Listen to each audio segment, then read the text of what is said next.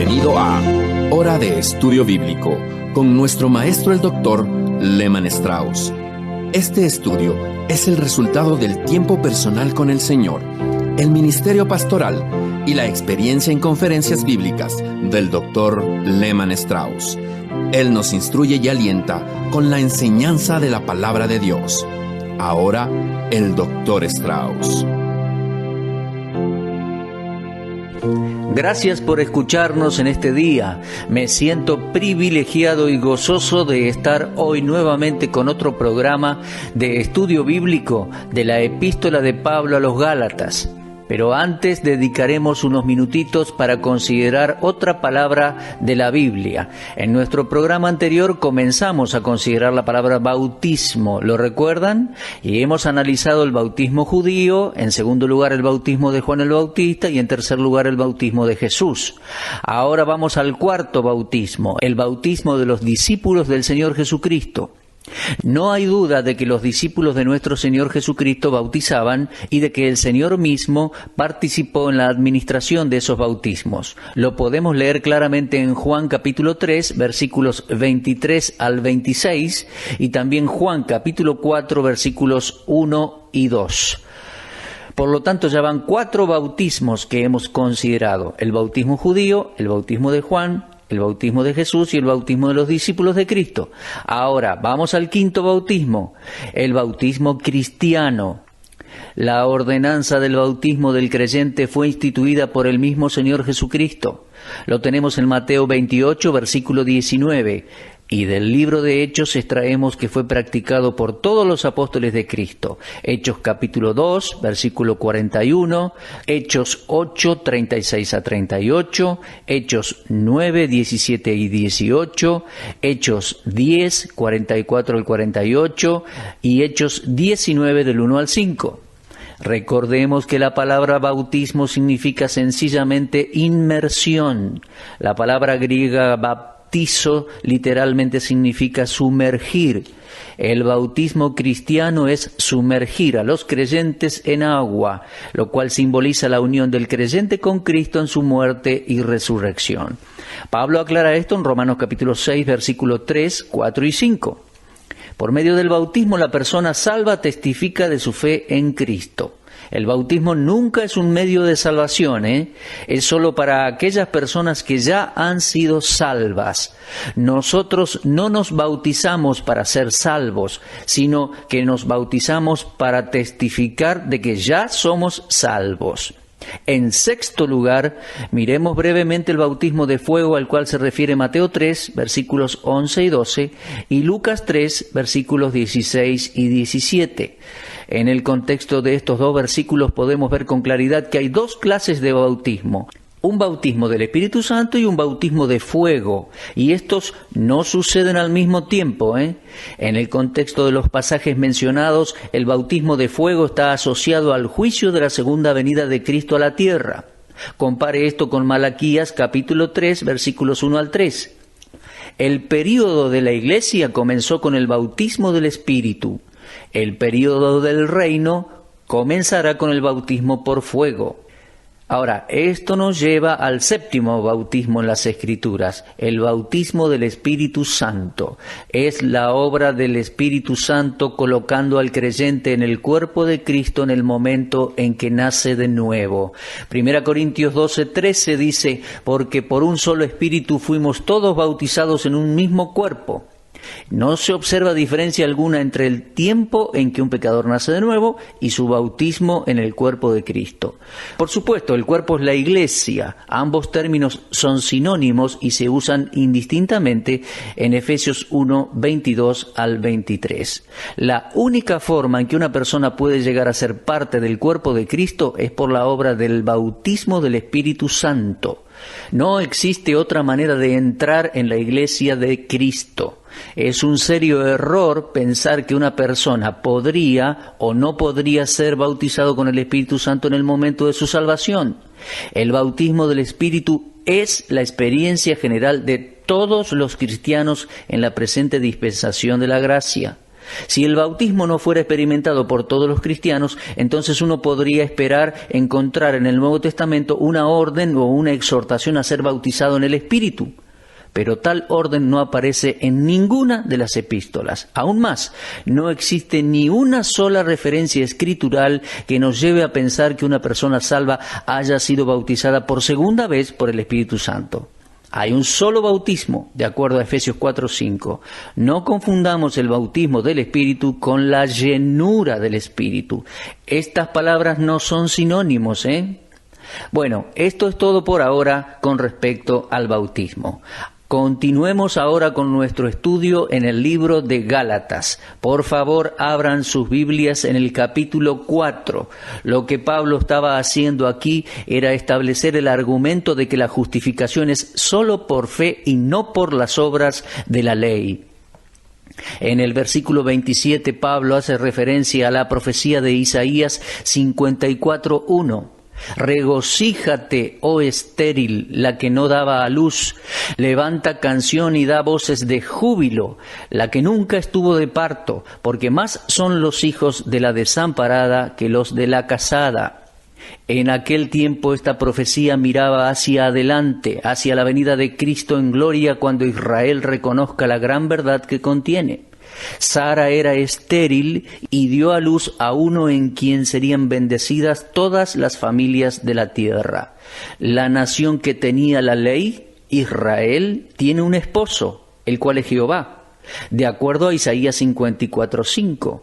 Y en Oseas se le llama la esposa de Jehová. Es interesante observar cómo Dios se refiere a Israel como su esposa. Y Dios es su esposo. Pero los hijos de la desamparada, o los gentiles sin ley, entre los cuales estaban los gálatas, el número eran mucho más que aquellos judíos que tenían la ley y tenían al esposo.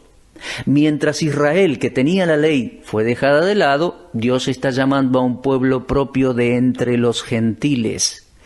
Ahora veamos en versículo 27 de Gálatas 4. Vemos la esperanza de los gentiles, el evangelio de la gracia, al cual el mundo llama estéril. Es el único mensaje de salvación que realmente trae hijos a Dios. Dice, versículo 27, regocíjate, oh estéril, la que no daba a luz, levanta canción y da voces de júbilo, la que nunca estuvo de parto, porque más son los hijos de la desamparada que los de la casada. Esto simplemente quiere decir que Dios ha alcanzado a las naciones gentiles y que está salvando mucho más gente de la que hubiesen sido salvas si los gentiles nunca hubiesen escuchado la verdad. En el versículo 28, Pablo continúa diciendo, así que hermanos, nosotros como Isaac somos hijos de la promesa. Como Isaac, nosotros nacimos en forma sobrenatural en la familia de Dios por la operación del Espíritu Santo. Isaac fue concebido de esta forma. Recuerde que Abraham y Sara estaban fuera del tiempo en que podían concebir niños, pero en forma milagrosa Dios hizo posible que Sara y Abraham se convirtieran en los padres de Isaac. Por lo tanto, tenemos un bebé milagroso. Por eso, Isaac es el hijo de la promesa y el hijo de la fe. Y como tal, él es un cuadro, un tipo, una figura de cada creyente verdadero. No sobre la base de ser un descendiente físico de Abraham, sino sobre la base de la gracia concedida a Abraham.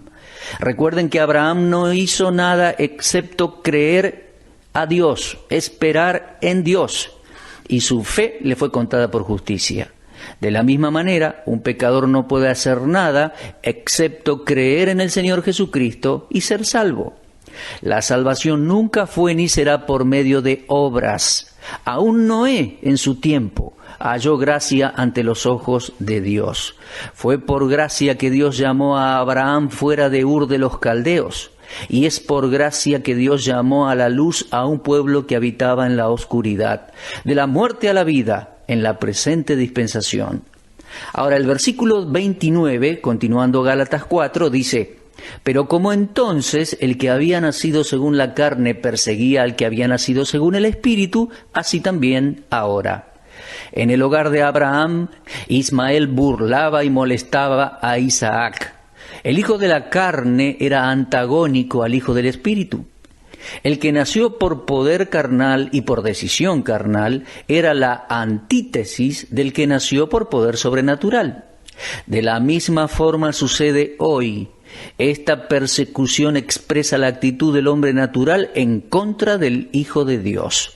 Esta fue la actitud de los hombres en contra de nuestro Señor.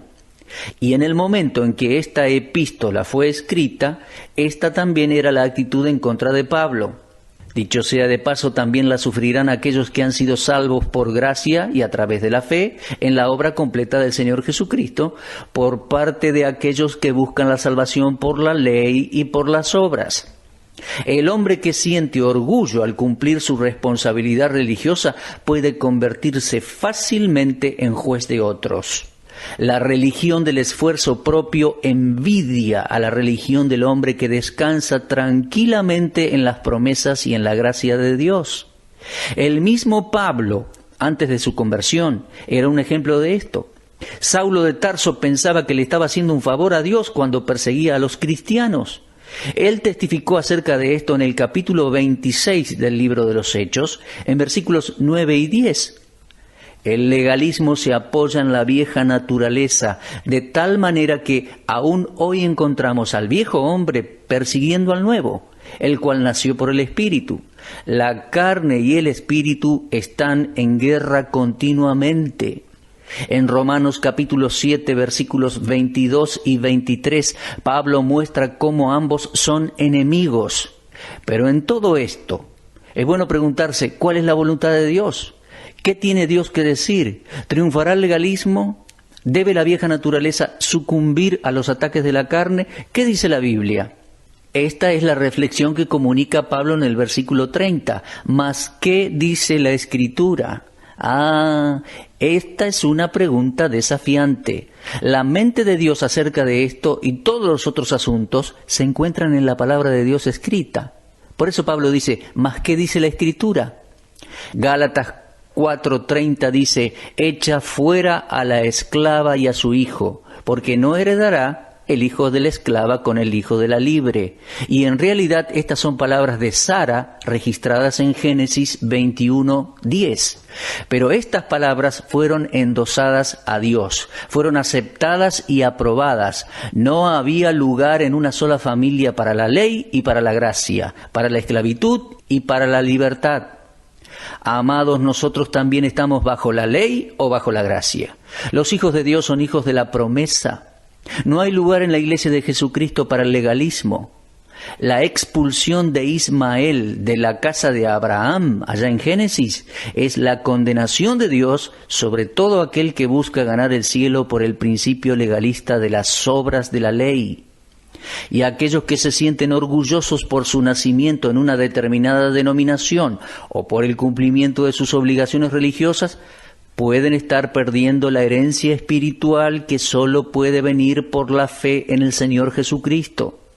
Este es el clímax del argumento de Pablo y apunta al rechazo de los hijos de Abraham nacidos de la carne en contraste a la posteridad espiritual de Abraham a través de la fe. La ley y el evangelio no pueden coexistir, no pueden habitar juntos, no se pueden mezclar. Por lo tanto, esforzarse en guardar la ley como un agregado de la fe es pecaminoso y su resultado será eterna separación de Dios. La persona que confía en sus propios méritos para salvación se encontrará a sí mismo separado. Pero avancemos, capítulo 4, versículo 31, Pablo dice, de manera, hermanos, que no somos hijos de la esclava, sino hijos de la libre.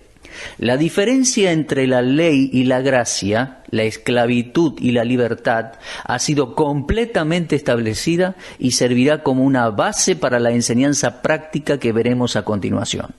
Porque ahora, entrando a capítulo 5, vamos a pasar de la doctrina a la obligación, del creer a la conducta, del credo al comportamiento. Como les decía, esto nos introduce al capítulo 5 de esta epístola a los Gálatas. Examinaremos los versículos 1 al 12 del capítulo 5 y estaremos considerando estos versículos en forma general hasta el final de este programa para luego continuar en el próximo. Vamos a leer ahora capítulo 5 de Gálatas, versículo 1. Dice, estad pues firmes en la libertad con que Cristo nos hizo libres, y no estéis otra vez sujetos al yugo de esclavitud. El creyente en Cristo no está en esclavitud, sino que es un hombre libre. Esta fue la palabra con la que Pablo concluyó la sección doctrinal de esta epístola. De manera, hermanos, que no somos hijos de la esclava, sino de la libre. En otras palabras, no estamos bajo la ley, sino bajo la gracia. Ahora, entrando a capítulo 5, Pablo va a aplicar esta verdad. Habiendo instruido a los Gálatas con la doctrina, ahora les exhorta a ser responsables con ella. La libertad que les pertenecía en Cristo no debía ser tomada con liviandad. La libertad ganada por Cristo en la cruz les eximía de las ceremonias de la ley, pero no se detenía allí, Hay más bendiciones para nosotros por su gracia. Ahora somos libres para hacer lo correcto en la vida. Dice el versículo, estad pues firmes en la libertad con que Cristo nos hizo libres y no estéis otra vez sujetos al yugo de esclavitud. Este texto nos sugiere el método por el cual el cristiano debe vivir. Bajo la ley el hombre dependía de sus propios esfuerzos en su intento por obedecerla. Bajo la gracia el Hijo de Dios depende de la libertad y de la guía del Espíritu Santo. Las maravillosas provisiones de la gracia continúan trabajando en la vida del cristiano. Amigo, la gracia nos salva, la gracia nos enseña y la gracia nos sustenta, desde que Jesucristo murió para comprar esta libertad para nosotros. Somos exhortados aquí a permanecer firmes. Vivamos nuestras vidas independientemente de las exigencias de la ley, pero dependientes del Espíritu Santo que habita en nosotros, La exhortación a los Gálatas tenía el propósito de alentarlos para que no fueran confundidos nuevamente. Ellos habían sido anteriormente engañados por el paganismo y habían sido esclavos de sus costumbres y prácticas. En aquel tiempo Pablo llegó a ellos y les habló de Cristo, y a través de la fe habían sido librados de la red del enemigo. ¿Por qué entonces regresarían a otra forma de esclavitud? Esto es la ley, la cual no podía ofrecerle salvación, como tampoco lo hicieron sus primeras prácticas paganas. Mi amigo, el enredo del legalismo en cualquier forma judía o gentil tiende a hacernos conscientes de nosotros mismos en vez de ser conscientes de Cristo. Es de esta rueda sin fin de esfuerzo propio de la cual Cristo nos libró cuando confiamos en Él. El cristiano es un hombre nacido de Dios y libre, salvado por gracia divina en la cual permanece. Porque dice Romanos capítulo 5, versículos 1 y 2, justificados pues por la fe, tenemos paz para con Dios por medio de nuestro Señor Jesucristo, por quien también tenemos entrada por la fe a esta gracia en la cual estamos firmes y nos gloriamos en la esperanza de la gloria de Dios. Es por la gracia de Dios que podemos crecer en la vida cristiana también. Segunda de Pedro 3:18 dice, antes bien creced en la gracia y en el conocimiento de nuestro Señor y Salvador Jesucristo.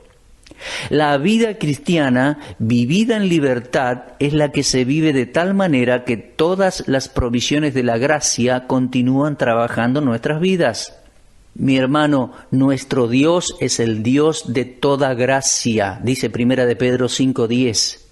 Y si nosotros los cristianos regresamos al legalismo, nos colocamos a nosotros mismos debajo de otro yugo.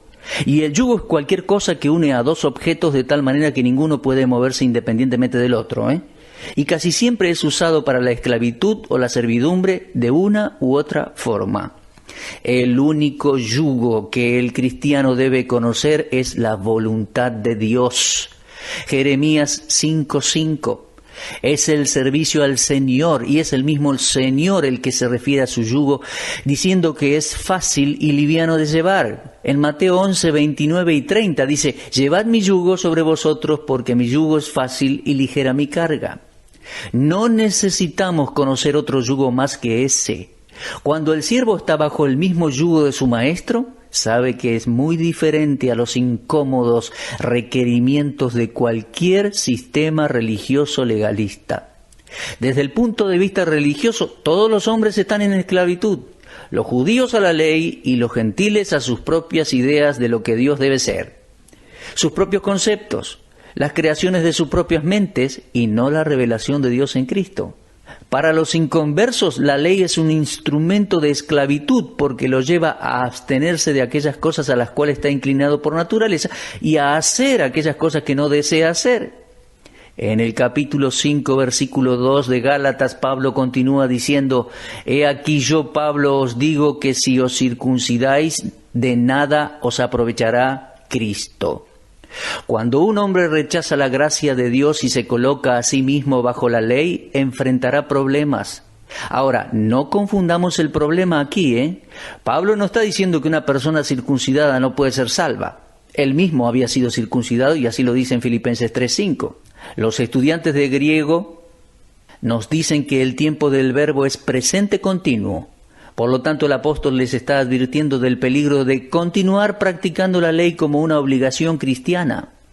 Si los gálatas se ponían bajo la ley y se sujetaban al derecho de la circuncisión, se privarían a sí mismos de los efectos del ministerio de Cristo resucitado, mientras que los cristianos que permanecían firmes en la gracia no serían afectados.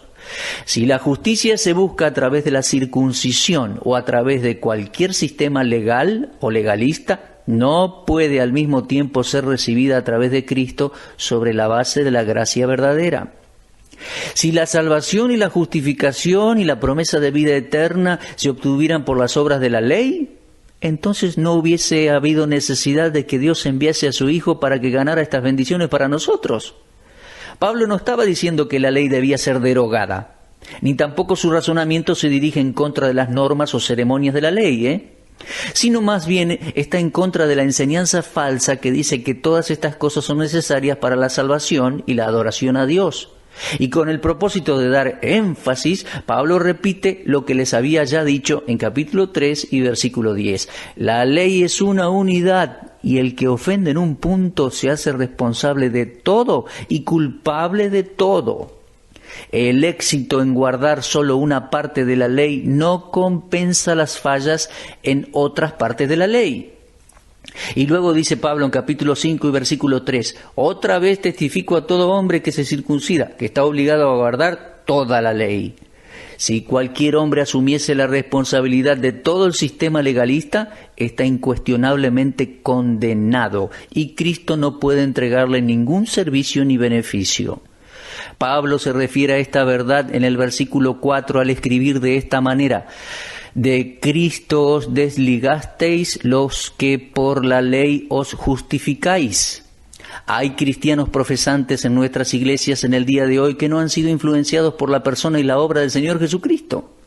El legalismo los coloca en tal posición que son incapaces de obtener los beneficios espirituales del Cristo resucitado. La experiencia religiosa está separada del Señor Jesús y no tiene efecto sobre tales personas. Es algo terrible cuando la obra sacrificial de Cristo en la cruz, su resurrección corporal y su presente ministerio intercesor llegan a ser insignificantes para un individuo.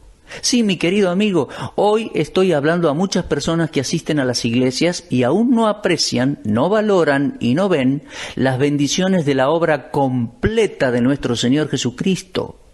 No están descansando en lo que Cristo ha hecho por ellos. Más bien están buscando justificarse ante Dios sobre la base de sus propios esfuerzos humanos. Siguiendo con Gálatas, las próximas palabras de Pablo en ese versículo son muy relevantes. Él dice, de la gracia habéis caído. Ahora, estas palabras se han convertido en problema para varios grupos religiosos, Por eso es necesario decir que existe tal cosa como haber caído de la gracia. Pablo dijo, de la gracia habéis caído. Esto es lo que la Biblia dice.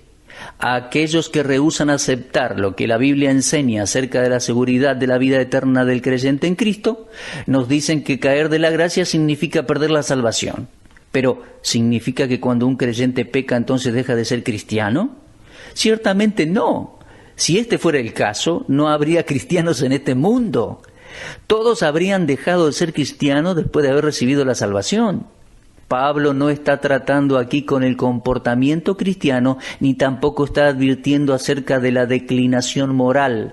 El tema aquí es doctrinal y Pablo está tratando específicamente con el abandono de la doctrina. Permítame señalarle que esta palabra, tal como se presenta en el original, nos da un significado básico. Significa hacer inoperante la gracia.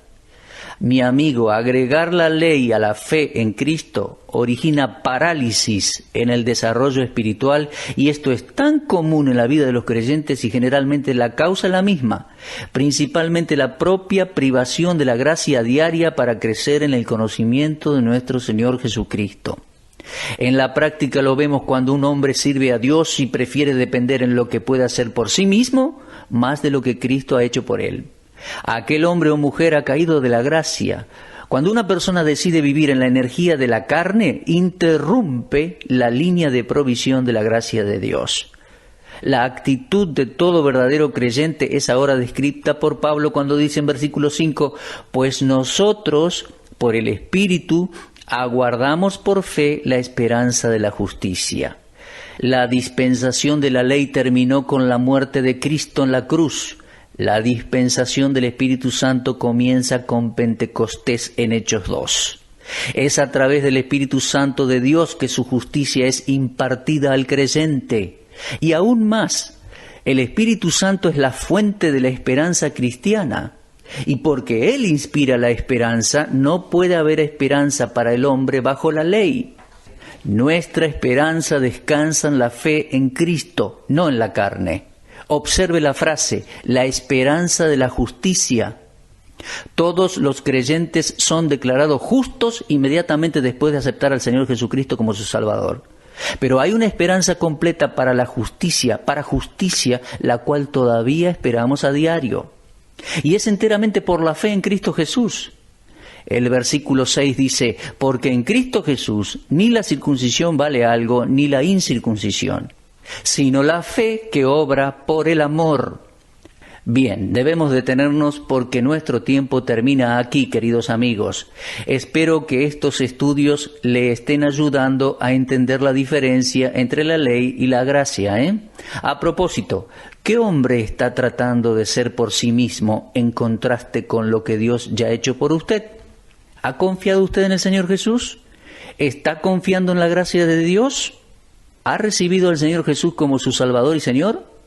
Si no lo ha hecho, hágalo en este momento. Bueno, nos despedimos.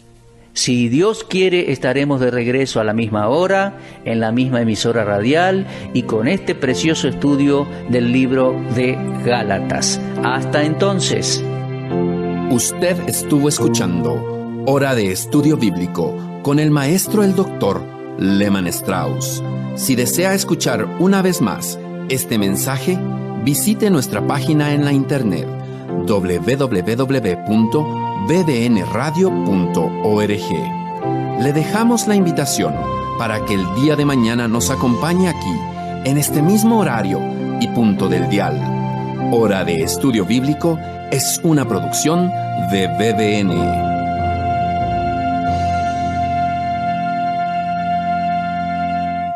BBN, Red de Radiodifusión Bíblica, es el nombre de nuestro grupo en Facebook. Anímese y forme parte de nuestros seguidores en esta red social. Para esto ingrese a nuestro sitio oficial en internet www.bbnradio.org. Allí aparece la herramienta BBN en Facebook para convertirse en un seguidor de este ministerio. Gracias.